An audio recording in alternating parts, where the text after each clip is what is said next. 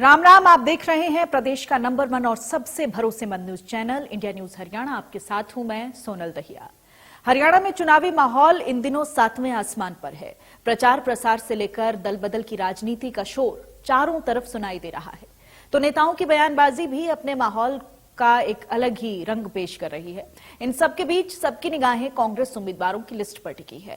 बैठकों के दौर के बीच कांग्रेस उम्मीदवारों के नाम का इंतजार लंबा होता जा रहा है, लेकिन बैठकों के बाद भी नाम की घोषणा नहीं हो पा रही। ऐसे में आज उम्मीदवारों के नामों की घोषणा की उम्मीद है, क्योंकि आज शाम 5 बजे कांग्रेस सीईसी की अहम मीटिंग है। इस बैठक में हरियाणा कांग्रेस के उम्मीदवारों की पहली लिस्ट बाहर आ सकती है। अब इंतजार शाम 6 बजे का है। प्रदेश की सियासत में जहां कांग्रेस की लिस्ट की चर्चा है, तो बीजेपी के 400 पार के नारे भी सियासी घमासान मचा रहे हैं। विरोधी जमकर 400 पार के नारे पर कटाक्ष कर रहे हैं।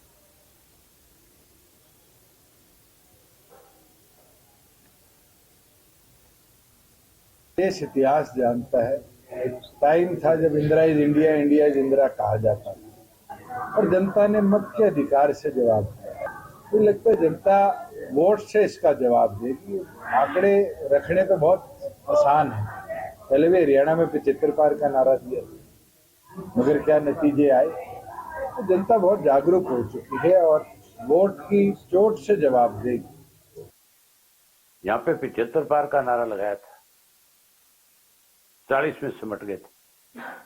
कुछ स्वार्थी थे, भूख ज्यादा थी, सत्ता में जाना चाहते थे, उनकी वजह से सरकार बन गई।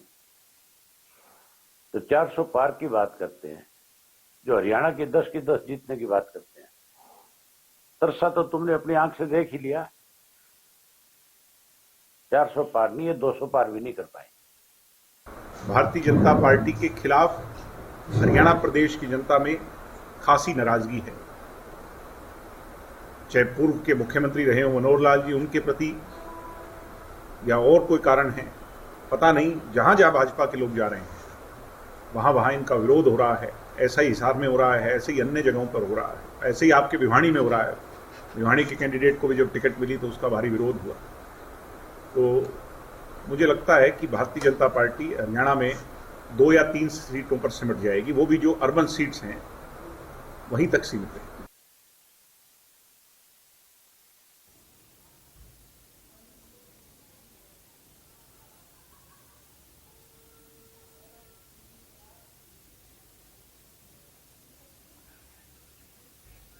और इस मुद्दे पर हमारे साथ अलग अलग पार्टीज के प्रवक्ता जुड़ चुके हैं। भाजपा प्रवक्ता विधु रावल हमारे साथ हैं। विधु जी, आपका बहुत बहुत स्वागत है। कांग्रेस प्रवक्ता वेद प्रकाश विद्रोही हमारे साथ जुड़े हैं। वेद प्रकाश जी, आपका बहुत स्वागत है। इनेलो के प्रवक्ता रजत पंजेटा भी हमारे साथ हैं। रजत जी, आपका बहुत स्वागत है। और जेजेपी के प्रवक्ता विवेक चौधरी भी हमारे साथ जुड़ चुके हैं। विवेक जी, आपका भी बहुत शुक्रिया।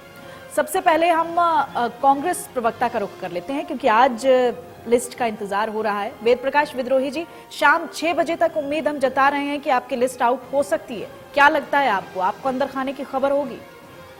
सोनल जी, आपको, प्रोफेसर विधु रावल जी को, भाई रजत पंजेटा जी को, विवेक जी को और आपके दर्शकों को मेरा नमस्कार। देखिए, हमने अपना पैनल भेज दिया है। 6-7 नाम ऐसे हैं जो सिंगल हैं और 2-3 नाम ऐसे हैं जिनमें 2 से 3 उम्मीदवार हैं। तो मुझे नहीं लगता कि सीईसी को उम्मीदवार घोषित करने में या चयन करने में कोई बहुत बड़ी समस्या आने वाली। अगर हरियाणा का आज नंबर आया, जैसी संभावना है कि हरियाणा के नेताओं को बुला रखा है, तो मैं समझता हूं कि 9 के 9 उम्मीदवारों पर आज फैसला हो जाएगा।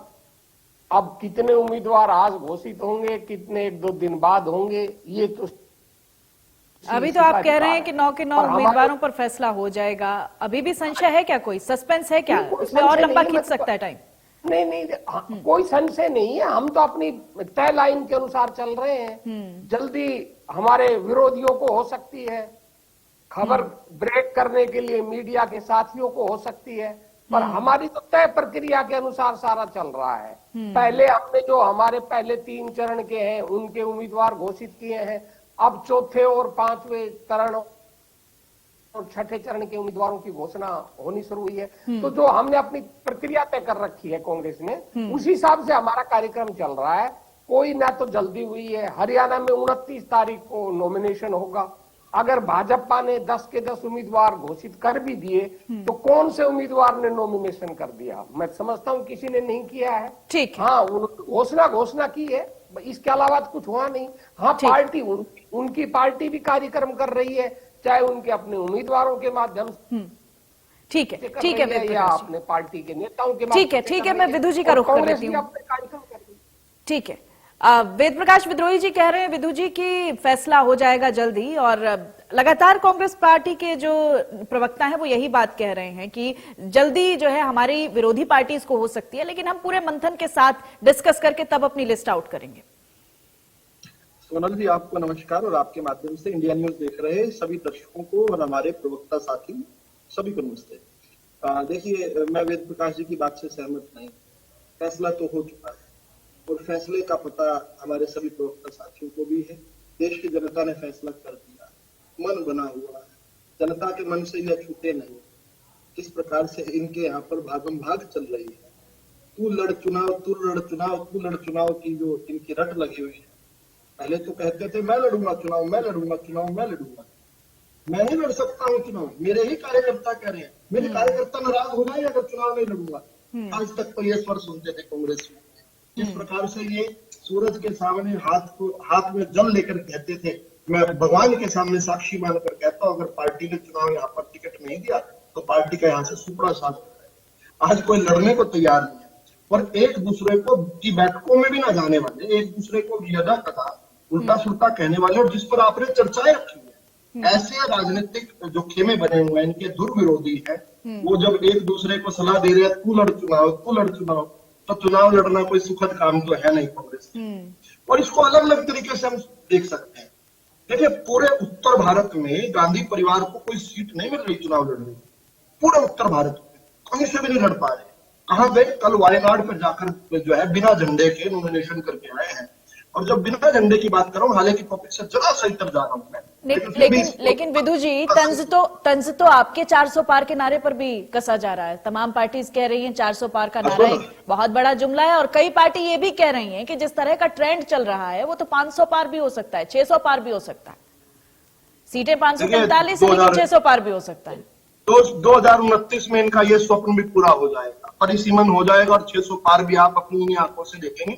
ईश्वर आपको दीर्घ आयु दे, लंबी अच्छा स्वास्थ्य दे, और आपकी समझ बूझ ठीक रखे। लेकिन मैं फिर उस बात पर आ रहा हूं कि देखिए, प्रेरणा कहां से मिलती है? प्रेरणा हमेशा ऊपर से मिलती है। जब इनका नेतृत्व ही रणनीति नहीं बना रहा, रण छोड़ नीति बना रहा है। किस प्रकार से लोग पूछ रहे, अमेठी से क्यों नहीं चुनाव लड़ते भाई, रायबरेली से क्यों नहीं चुनाव लड़ते, पूरे उत्तर प्रदेश को छूट दिया, पूरे उत्तर भारत को छोड़ दिया, वायनाड से पहले कोई जगह नहीं मिल रही। और वायनाड कहाँ क्या करने गए समझने की बात है, मेरी बात पूरी हो जाए। वायनाड में एक पार्टी है मुस्लिम लीग, उसने कहा है कि हम मुसलमानों का वोट दिलवा देंगे आपको, इसलिए आ जाओ वहां पर। इसलिए झंडे तक नहीं लड़ा पाए वहां पर। और ये कांग्रेस की स्थिति का बड़ा सुंदर चित्रण करती है। एक समय कांग्रेस वोट दिलवाया करती थी, आज कांग्रेस को वोट की सहायता चाहिए अपने शीर्ष नेता को चुनाव जिताने के लिए। ये जो स्थिति है स्पष्ट। और मैं इस बात में एक छोटी सी बात और जोड़ देता हूँ। हरियाणा के अंदर जिस प्रकार से हमने देखा है स्थितियां बन रही हैं, हम पहले कहते थे, रजत पंजेटा जी मजाक उड़ाया करते थे, बोले 10 में से 11 सीटें भी जिता सकते हैं। आज 11 के 11 कबल खेलने वाले रजत जी आज करनाल के उपचुनाव जो विधानसभा के वहां से भी जीतने वाले हैं। और रही जुमले की बात, मोदी जी ने तो कहा था 272 प्लस 2014 में, जिनके नेता कहते थे कांग्रेस वाले, अरे मोदी जी तो पार्टी के प्रवक्ताओं के पास तो काट होती है। रजत जी अच्छे प्रवक्ता हैं, इस बात की भी काट होगी जरूर। अगर वो पहले हंसते थे तो आज भी उनके पास कोई कुछ ना कुछ ऐसा होगा। ठीक है, आज वाला भी जवाब दे देंगे। ठीक है रजत जी, रजत जी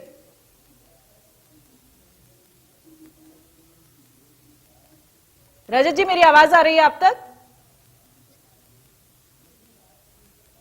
जी सोनल जी, जी सुना जी, आपने? ऐसा है कि हाँ, मैंने अच्छी तरह सुना। बड़े उत्साहित हैं विधु रावल जी। देखिए, 400 पार का जो इन्होंने एक जुमला दिया है वो इनके अपने कार्यकर्ताओं के लिए दिया है। अगर पहले ही 300 पार देंगे तो 270-72 भी पहुंचने मुश्किल हो जाएंगे। तो पहले एक ये पार्टी में एक अपना, क्योंकि देखिए 10 साल की एंटी इनकम्बेंसी है, प्रदेश के ऊपर और देश के ऊपर बहुत कर्ज है, 205 लाख करोड़ का देश पे है। डॉलर की स्थिति देख लीजिए, हंगर इंडेक्स को देख लीजिए, प्रेस फ्रीडम इंडेक्स को देख लीजिए, उसके बाद सबसे भ्रष्ट। सोनल जी, आपने तो कहा था अच्छे प्रवक्ता है, अच्छे प्रवक्ता साहब डिबेट का विषय तो पढ़कर आए नहीं आज का। ये तो यहाँ पर एजेंडा चलाने लग गए, इसको चुनावी मंच बना नहीं, ये आ रहे हैं उसी बात की भूमिका बना रहे हैं। ये एजेंडा चलता है, ये एजेंडा चलता है। ठीक है हर रजत टीवी का जी, उपयोग रजत जी, करना ठीक है, अपनी बात को पुश करने के लिए। जो ठीक पूछा है, वो बताइए। ठीक है, मैं सुन भी तो लीजिए, बता सुन सकता लीजिए, हूं। सुन लीजिए मैं भी विदु तो जी, आपको बीच 370 में राम किसी ने मंदिर का जिक्र डिस्टर्ब कर नहीं सकता किया, हूं। किसी ने नहीं 70,000 किया। नहीं, वो मैं विषय पर बोला हूँ भाई। हाँ ठीक है, ठीक है, सुन लीजिए, सुन लीजिए, हर डिबेट में हूँ। ठीक है। देखिए, मैं कुछ भी बोलूं, इनको तकलीफ जरूर होती है, क्योंकि जहां पे इनकी दुखती रग छिड़ती है, मुझे पता है ये उछल करके पड़ते हैं और बीच में एंकर की भूमिका निभाने लग जाते हैं। कई बार तो संचालक की भी निभाने लग जाते हैं। सर आपको कई बारी ऑफ ट्रैक हो चुके हैं आप। कई बारी हो जनता ने ऑफ सकता है ट्रैक कर दिया। आप चीफ एडिटर भी हो सकता है, कोई बात नहीं, हो सकता है, कोई बड़ी बात थोड़ी ना। विदु रावल है, विदु रावल तो कुछ भी हो सकता है, कुछ भी बोल सकता है, बेहाड़ की जुबान है तो कुछ भी बोल नाराज सकता है, मैं बोल। चलिए, अब पर्सनल नहीं होते हैं, पर्सनल नहीं होते रजत जी, विषय पर मुद्दे आ पे जाए। रहते हैं। मेरा हाँ। रिक्वेस्ट है, विषय पर आ जाए हाँ। प्लीज। विषय पर बात ऐसी है कि 10 साल की एंटी इनकम्बेंसी है, उसको किसी ना किसी तरह तो कॉम्बैट करना है। तो ये जो उत्साह ये दिखाया जाता है कि जनता में ऐसा लगे, एक नैरेटिव बांधा जाता है, असलियत में तो थोथा चना बाजे गणा वाली कहावत है हमारे हरियाणा में, वही बिल्कुल वो हालत है। और मुझे लगता है हरियाणा में कि तीसरे नंबर पे ना आ जाए, और जो कि बहुत संभावना लग भी रही है आज की भाजपा हरियाणा में तीसरे नंबर पे आएगी लोकसभा चुनाव में। ये 10 विधानसभा भी जीत जाए तो बहुत बड़ी बात है। विधानसभा की बात कर रहे थे ये भी, वहां की भी देखिए, हमने तो पहले ही बोल दिया है कि हम वहां अपना कोई कैंडिडेट नहीं उतारेंगे, और बल्कि मदद करेंगे सारे मिलके कि आप आइए और इनको वैसे तो अभी देखते हैं अभी इनका वो टिकता कितना है वो बाय इलेक्शन, क्योंकि अकोला वाला जो है महाराष्ट्र के अंदर, उसके ऊपर तो बॉम्बे हाई कोर्ट की आई चुकी है। तो ये भी मुझे मुश्किल ही लगता है इनका, लेकिन खारिज हो चुकी है याचिका। ठीक है, अपडेट नहीं है, एक मिनट आप रुकिए, कल खारिज हो चुका है याचिका। एक मिनट रुकिए, आप रुकिए तो सही। चुनाव होगा, जो इलेक्शन है, चलो अच्छी बात है, होगा चुनाव, अच्छी बात है। हम तो कह रहे हैं चुनाव हो, हम तो अपना कैंडिडेट नहीं उतारेंगे, और बल्कि हम सपोर्ट करेंगे कांग्रेस की, और आम आदमी पार्टी भी ना उतारे। कोई पार्टी अगर एक अच्छा कैंडिडेट उतारती है तब उसको हम कह रहे हैं चैनल के ऊपर, हम सपोर्ट करेंगे आपको हराने के लिए। हमने पहले से शुरू से कहा है कि सारे को सबको इकट्ठा होना चाहिए, चलो वो बात अलग है। लेकिन हाँ, कांग्रेस की भी थोड़ी सी अंदर की कहीं ना कहीं कोई कमी रहेगी अगर भाजपा 200 तक भी पहुंचती है तो। पहले इन्होंने जो 400 का पार का नारा दे दिया, तो अब विपक्षी अब 200 पे खुद ही आ गई है। देखिए, एक साइकोलॉजिकल होता है, अगर हम इसको ये बोले तो इनकी ऐसी हालत है, एक दो अगर वीवीपैट की काउंटिंग होने लगी साथ में, और एक दो और चीजें हैं जो माननीय सुप्रीम कोर्ट ने जिसके बारे में याचिका जो है उस पर नोटिस भी दिया इलेक्शन कमीशन को, तो उसके बाद देखते हैं कि इनकी मुस्कुराहट तब कितनी कायम रहती है नहीं। क्योंकि पिछली बार भी इनके जब 10 ये लोकसभा जीत गए थे, चाहे वो एक फैक्टर पुलवामा का हो या कोई हो, तो उसके बाद भी हरियाणा के अंदर ये 40 तक बड़ी मुश्किल से पहुंचे थे। उसके बाद इनको बैसाखी का सहारा लेना पड़ा। ठीक है, बैसाखी का सहारा लेना पड़ा। ठीक है, बैसाखी से मुझे विवेक चौधरी जी की याद आ गई। ठीक है विवेक जी, आपके जो प्रवक्ता हैं, आपके जो नेता हैं, वो लगातार एक ही बात कह रहे हैं कि कांग्रेस पार्टी कुछ परफॉर्म नहीं करने वाली, बीजेपी की 2 से 3 सीटें आएंगी। आप अपनी बताइए, आपका क्या हाल है, कितनी सीटें लेके आएंगे आप? सोनल जी, आज तमाम पार्टियां चुनाव में उतर चुकी हैं और तमाम पार्टियां दावे कर रही है, कोई कुछ कह रही है, कोई कुछ कह रही है। जननायक जनता पार्टी पहले दिन से ग्राउंड पे काम करने में विश्वास रखती है, और हम काम कर भी रहे। आपने कहा कि कितनी सीटें आएंगी, वो तो 4 जून को पता लगेगा कि 200 जो लोग यहाँ बैठ के 400 पार का दावा कर रहे हैं वो कहाँ पहुंचेंगे, और जो कह रहे हैं 10 की 10 आएंगी वो कहाँ पहुंचेंगे। आज कुछ म्यूचुअल भी हो सकता है क्या? कुछ 50-50 की संभावना भी है क्या? नहीं अच्छा। ये वोटर के ऊपर डिपेंड होती है, ये वोटर के ऊपर डिपेंड है। वोटर आज मन बना चुका है रीजनल पार्टी को लाने का। नेशनल पार्टीज बहुत देख ली। ताऊ देवीलाल जी एक बात कहा करते थे, रीजनल पार्टीज और रीजनल पार्टी, आज उसी बात को वोटर भी मानने लगा है।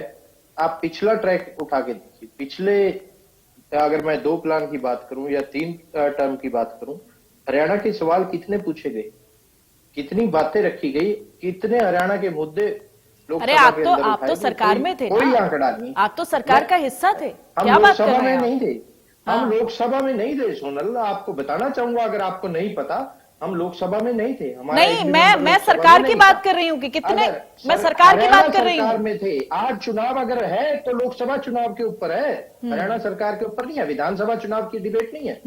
आज अगर हम डिबेट कर रहे हैं तो लोकसभा जनता के ऊपर, बीच जो मुद्दे होंगे, जनता के बीच जो मुद्दे आज के समय में है, वो तो सरकार से कनेक्टेड है ना?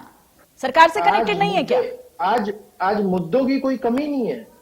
मुद्दे तो मैंने आपको पहले बता दिया कि पिछले 2 प्लान उठा लो या 3 प्लान उठा लो, बीजेपी के 10 के 10 चुन के गए, 10 के 10 ने क्या पूछा, हरियाणा के लिए क्या किया, कोई जवाब नहीं है। अगर कांग्रेस की बात करूं, ये तो बताएं किया क्या, सिर्फ और सिर्फ वहां जाके बैठ के और सुविधाएं लेने का काम किया गया, इसके अलावा कुछ नहीं। हम एक चीज जानते हैं, अगर माननीय दुष्यंत चौटाला जी 2014 में जब एमपी चुन के गए थे, उन्होंने हरियाणा की बात की, सबसे ज्यादा प्रश्न पूछने का काम किया, सबसे ज्यादा अटेंडेंस उनकी रही। और अगर मैं बात करूं ट्रैक्टर पे जब टैक्स लगा, ट्रैक्टर को ले जाने का काम लोकसभा में किया, वो माफ कराने का काम किया। अगर जिस टाइम पे कांग्रेस के लीडर बाबू बेटा सिक्योरिटी मांग रहे थे, जब जाट आरक्षण हरियाणा में हो रहा था, उस टाइम पे जाके लोकसभा में मुद्दा उठाने का काम किया। उस टाइम के बीजेपी के सांसद, आज के कांग्रेस के सहयोगी, इस तरह के बयानबाजी करके हरियाणा प्रदेश का माहौल खराब करने का काम कर रहे थे, वो दुष्यंत जी ने मुद्दा उठाया। आज चीज यही देख रहे हैं लोग कि जो भी एमपी चुन के जाएगा, एमपी डमी नहीं चाहिए।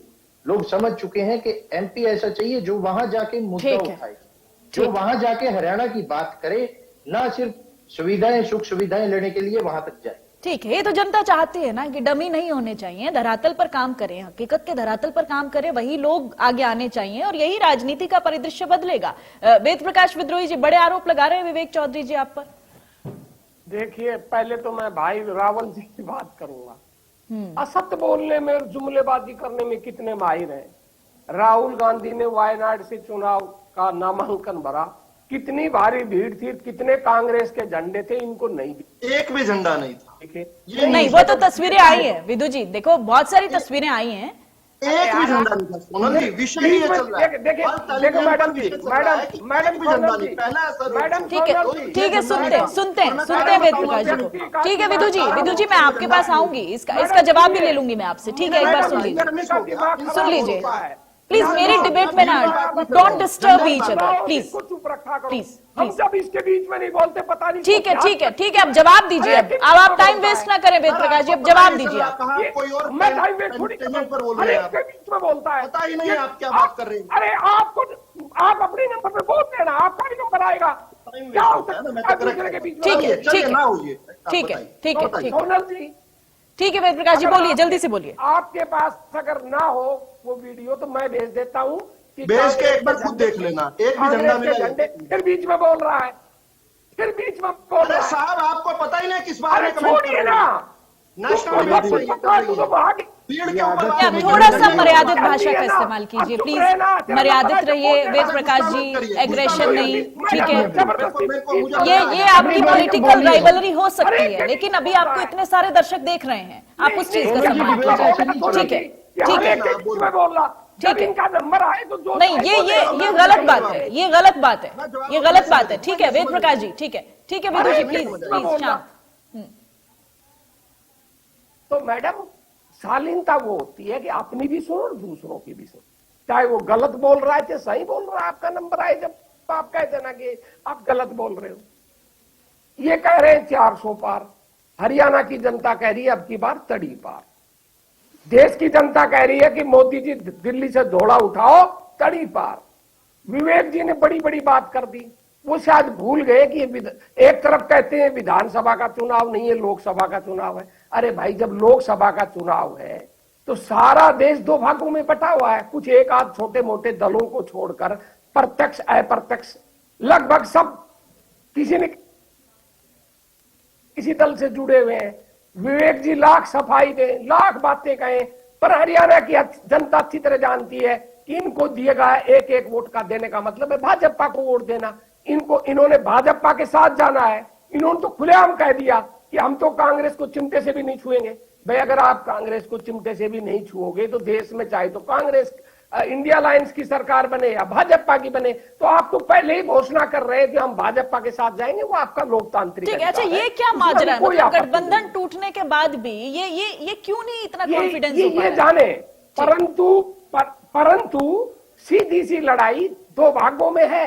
अब जिसको जहां वोट देनी है दे देगा, जिसको इंडिया अलायंस पसंद आएगा वो इंडिया अलायंस को वोट दे देगा, जिसको एनडीए अलायंस पसंद आएगा वो एनडीए तो अलायंस। अच्छा, इंडिया अलायंस में सब कुछ ठीक है ना वेद प्रकाश जी, वहां कोई दिक्कत नहीं है ना होगी आगे? हमारे यहाँ कुछ देखिए, ये हम पर आरोप लगा रहे थे कि उम्मीदवार नहीं मिल रहे। ठीक है मैडम, मुझे तो आश्चर्य होता है कि कैसे लोग हैं, 6 उधार के उम्मीदवार हैं और 3 तो ताजा ऐसे ठीक है वेद जी, ठीक जो है। बाहर के हैं और अपने आप को कहते हैं कि हम तो आप बहुत रुक जाइए, वेद प्रकाश जी, वेद प्रकाश जी, खुद एक के लाइन चेहरे का नहीं है। बोला। ठीक है वेद प्रकाश जी, उसको कोयला चोर कहते थे सर, बहुत कम टाइम होता है कर लाए। बहुत ठीक कम है टाइम ठीक है, हाफ एन आवर की डिबेट है, 4 प्रवक्ता मेरे साथ जुड़े हुए हैं, इस चीज को तो समझिए आप प्लीज। अब जब रणजीत सिंह की दाल अरे नहीं बहुत चल कुछ रही, बोलना है सर, तो मैंने रुक जितेंद्र जाइए आप। बॉक्सर एक लाइन को 4 बार बोल चुके हैं पहले। ठीक है वेद प्रकाश जी, ठीक है, एक करके आप पॉइंटर्स रखिए ना। ये झूठ ऐसी बोलते मैं तो अपनी हैं बात ही कि बहुत कम करती हूँ बीच में, आप ही को सुनती हूँ। ठीक है वेद प्रकाश जी, रुक से कम ठीक है मुझे पता नहीं है कोई क्यों बात नाराज तो हैं। ऐसी बोलो मुझे नहीं, इसमें जरा तो भाई रुक जाओ ना अब यार। अब ठीक है मुझे- वेद प्रकाश जी, आवाज नहीं आ रही, क्या क्या म्यूट करवाना पड़ेगा मुझे पीसीआर से आपको, प्लीज शांत। ठीक है, हो गया, ठीक है इन्होंने कहा, ठीक है इन्होंने बड़े विदु जी, जरा- ठीक है।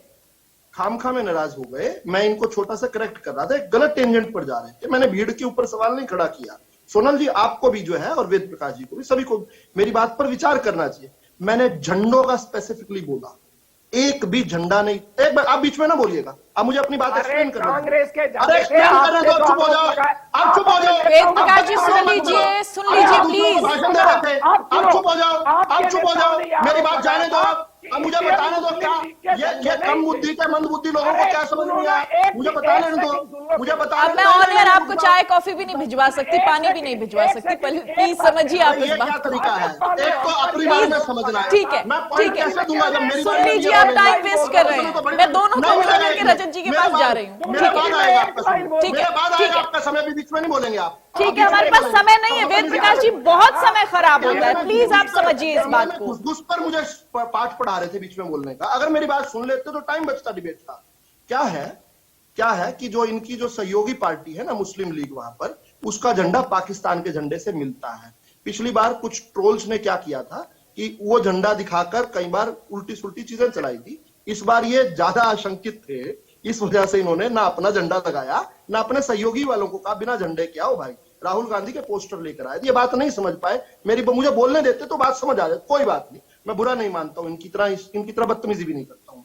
दूसरा, इन्होंने जो हमारे साथियों ने कहा, उन्होंने कहा कि 300 पार का नारा देते तो मुश्किल से 270 आती, अब 400 पार का नारा दे दिया तो क्या होगा। और क्या होगा, ये एक के बाद एक जो अभी से ही ईवीएम का रोने की तैयारी, अभी से रिहर्सल कर रहे हैं, उनको अभी से सबक मिल रहा है। जो एक के बाद अभी एक तक तो ईवीएम का जिक्र नहीं आया विदु जी, देखिए आया, अभी आया, तक तो नहीं अरे आया। दीदी, मैडम आप सुना प्लीज। आप तो बहुत अच्छी एंकर है, बहुत पुरानी है, जब मैं डिबेट भी नहीं शुरू किया था तब से एंकरिंग करती है। वीवीपैट का जिक्र किया था, जिनको आप बहुत अच्छा प्रवक्ता बोल रही थी, उन्होंने वीवीपैट का जिक्र किया था, मैंने नोट कर लिया था। वीवीपैट जो है ईवीएम के साथ जुड़ा हुआ विषय है। वो एक बहाना गढ़ा जा रहा है, अभी से बहाना गढ़ा जा रहा है कि जब कल को हार जाएंगे, सुपड़ा साफ हो जाएगा तो किसी का सिर तो ठीकरा फोड़ना है। तो अभी भाई वीवीपैट जो है, मैं सर्वे वालों से भी कहूंगा वो भी वीवीपैट का सर्वे करवाया करें। अभी ओपिनियन पोल चल रहे हैं, बहुत सारे एजेंसीज कर रही हैं। एएनएक्स इंडिया टीवी का जो सर्वे है, उसने अभी कल जो है बिना वीवीपैट के किया होगा, वैसे आप बोल सकते हैं, उसने भारतीय जनता पार्टी को 368 सीटें दी है, एनडीए को 385 के करीब सीटें आ रही हैं। ईटीजी सर्वे टाइम्स नाउ जो कल ही रिलीज हुआ है, सर्वे, ठीक है विदु जी, ये लंबा खिंच जाएगा मामला, लंबा खिंच जाएगा। देखिए 26 हो गया, मुझे वाइंड अप करना होगा। और एक और बात बता दो, चलो कुछ और। तो उसने 359 सीटें दी है, वो वहां पर अब वीवीपैट क्यों नहीं चले मुझे नहीं पता। अच्छा, एक इन्होंने और बहुत अच्छा कहा, तीसरे नंबर पर आऊंगा क्योंकि आप समय कम दे पा रही हैं, तो मैं जल्दी से 1-2 प्रेडिक्शन कर देता हूं। उत्तर भारत पूरे में, जब प्रेडिक्शन पे ही आ गई बात, उत्तर भारत पूरे में इक्का दुक्का कोई सीट किसी को मिल जाए तो मिल जाए, एक प्रेडिक्शन। दूसरा, दक्षिण भारत में एक ब्लॉक के रूप में सबसे बड़े चलिए ठीक है, आपकी सारी प्रेडिक्शन सच है, मैं तो सारी पार्टीज को शुभकामनाएं दे रही हूँ, सब बहुत अच्छा परफॉर्म करें। ठीक है, तीसरे प्रेडिक्शन है, ठीक है। पंजाब में जहां पर हम पर सबसे ज्यादा डाउट कर रहे हैं, लार्जेस्ट पार्टी बनकर उभर रही है पंजाब में भारतीय जनता पार्टी। बहुत बड़ी ठीक है, ठीक है, ठीक है विदु जी 27 हो गया। मैं बहुत कुछ सेकंड का वक्त मैं रजत जी को दूंगी, कुछ सेकंड। रजत जी बहुत छोटा सा, मैं ओवर जा रही हूँ। देखिए सोनल जी, बात ऐसी है, मैं इस बात पे जो इनका ध्यान, जो ये बात इन्होंने बोली है वीवीपैट वाली काउंटिंग की, वो माननीय सुप्रीम कोर्ट में उसमें नोटिस भी कर दिया माननीय सुप्रीम कोर्ट में। शायद इनको ये नहीं पता, मैं इनको एक थोड़ी सी जानकारी देना चाहता हूँ, क्योंकि उसकी जानकारी तो इलेक्शन कमीशन के पास भी नहीं है। तो भारत सरकार के एक बड़े उच्च स्तरीय IAS ऑफिसर हैं, वो former secretary to government of India है, ES शर्मा, वो BEL जो EVM मशीन बनाती है उसके अधिकारी, अभी तो खत्म भी नहीं किया, बीच में टपक गए आप। ठीक है, ये एक अलग डिबेट का विषय है, ये अलग डिबेट का विषय है, इस पे हम नेक्स्ट चर्चा करेंगे। ठीक है, मैं उनका कल इंटरव्यू, ठीक है, ठीक है, ठीक है, ठीक है, मैं अपने प्रोड्यूसर्स को कहूंगी कि अगली बार डिबेट इसी पर रखें। ठीक है, ठीक है, ठीक है। Thank you so much, thank you Vidu ji, thank you Vivek ji, thank you Rajat ji, thank you Ved Prakash Vidrohi ji हमारे साथ जुड़ने के लिए। तो आरोप प्रत्यारोप तो सियासत का अपना एक नेचर है, वो इस तरह की बातें करते ही हैं, बयानबाजी का दौर चलता ही है। लेकिन जिस तरह के वायदे, क्योंकि चुनाव बेहद नजदीक आ रहे हैं और चुनाव नजदीक आते आते वायदों की झड़ी लग रही है। कहीं पर इंतजार हो रहा है मैनिफेस्टोज का, कहीं पर इंतजार हो रहा है पार्टीज की लिस्ट का। अब देखना यह होगा कि जनता किस पर कितना भरोसा करती है। फिलहाल वक्त एक छोटे से ब्रेक का, फौरन होंगे हाजिर।